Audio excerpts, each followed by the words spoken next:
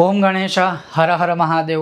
આ વખતે આ ચંદ્રગ્રહણ જે છે એના વિશે આપણે શું કરી શકીએ છીએ, અથવા ચંદ્રગ્રહણ ક્યારે શરૂ થશે, ક્યારે પૂર્ણ થશે, એનો સૂતક કાળ શું રહેશે, કે સૂતક ક્યારથી પાલન કરવાનું રહેશે, અથવા તો કોણે આ સૂતકનું પાલન કરવું જોઈએ, કોણે ના કરવું જોઈએ, અને આ ચંદ્રગ્રહણમાં શું નવા મંત્ર સ્તોત્ર આદિ આપણે સિદ્ધ કરી શકીએ છીએ કે નહીં, આ બધું જ આપણે આજે સત્સંગ કરવાના છે।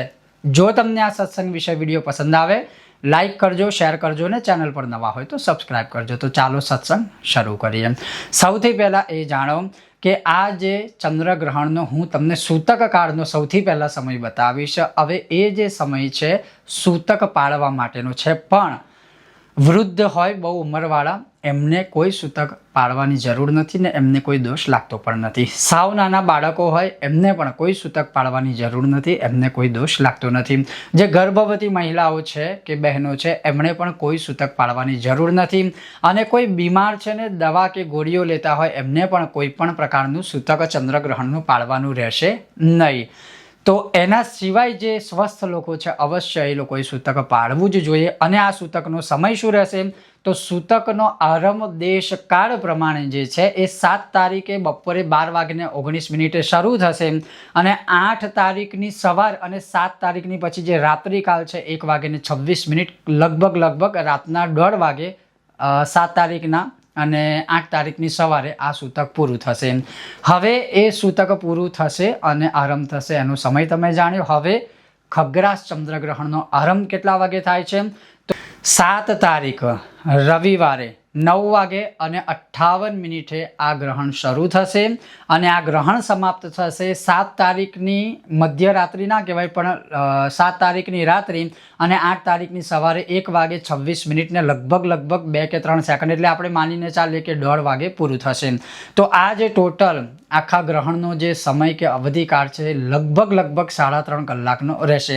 અને આ જે 3.5 કલાક છે એમાં તમે શું નવો મંત્ર ધારણ કરી શકો, નવા સ્તોત્ર પાઠ બધું કરી શકો, શું સિદ્ધિઓ પ્રાપ્ત થાય, તો સિદ્ધિઓ 100% પ્રાપ્ત થાય, એમાં કોઈ શંકા નથી। પણ નવો મંત્ર કે નવું સ્તોત્ર કે નવું કવચ કે નવું પાઠ કે નવી કોઈ સાધના ચંદ્રગ્રહણમાં કરવી નહીં, અન્યથા એનું વિપરીત પરિણામ પ્રાપ્ત થઈ શકે છે। શાસ્ત્રો એવું કહે છે કે તમે નવો મંત્ર કે દીક્ષા આદિ છે સૂર્યગ્રહણમાં પ્રાપ્ત કરી શકો, પણ તમે ચંદ્રગ્રહણમાં ન કરી શકો। તો ચંદ્રગ્રહણમાં પછી શું કરવું, તો ઓલરેડી તમને તમારા ગુરુ દ્વારા મંત્ર કે દીક્ષા કોઈ પ્રાપ્ત થઈ હોય, સ્તોત્ર પાઠ કવચ પાઠ પ્રાપ્ત થયો હોય, અથવા તમે પહેલેથી કોઈ એક મંત્ર કે સ્તોત્ર કે કવચ પાઠ આદિ કરતા હોય, તો એ આ ચંદ્રગ્રહણના સમયમાં જે મેં તમને બતાવ્યો એમાં તમારે એ સેમ પુનઃ રિપીટ કરવાનું, આવર્તન કરવાનું, એટલે કે મંત્ર સ્તોત્ર જે કંઈ તમે કરતા હોય, કારણ કે બધા અલગ અલગ વસ્તુ કરતા હોય, તો એ તમે આ ચંદ્રગ્રહણના જે 3.5 કલાક છે એમાં કરવાનું।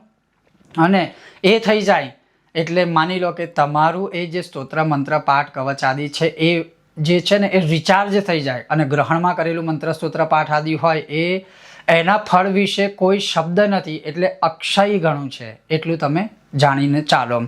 એટલે એ સમયની અંદર તમે આ કોઈ પણ મંત્ર સ્તોત્ર પાઠ કરો તો એ અગણિત ફળ આપનારું રહેશે।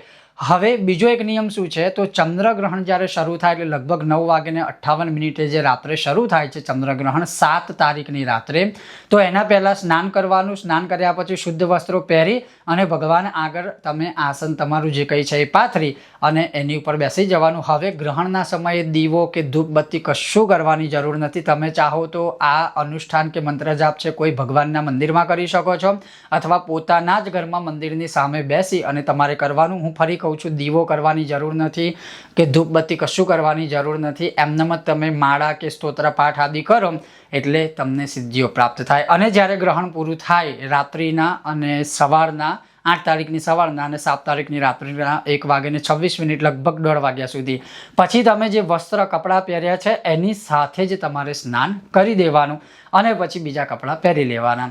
આ રીતે તમે જો આ કરો તો અવશ્ય તમને સિદ્ધિઓ પ્રાપ્ત થાય, એમાં કોઈ શંકા નથી। પણ યાદ રાખજો, નવા કોઈ મંત્ર સ્તોત્રનો આરંભ કરવાનો રહેશે નહીં આ ચંદ્રગ્રહણમાં। બીજી એક મહત્વની વાત છે કે બાકીના બધા જે દેશ છે, જેમ કે વિદેશોમાં દરેક જગ્યાએ આ ગ્રહણ જ્યાં જ્યાં દેખાવાનું છે ત્યાં બધાનો સમય આરંભ, ટોટલ ગ્રહણની સમય કે અવધિકાળ બધું અલગ અલગ ભિન્ન ભિન્ન રહેશે। એટલે તમે જરૂરથી પંચાંગનો સહારો લઈ અને પછી વજો। ભારતમાં આપણા દેશમાં જે ગ્રહણનો સમય છે એ બધી જગ્યાએ સેમ ના હોય, એટલે એ રીતે તમે આ કાર્ય કરજો અને એનું ધ્યાન રાખજો. ઓમ ગણેશ, હર હર મહાદેવ.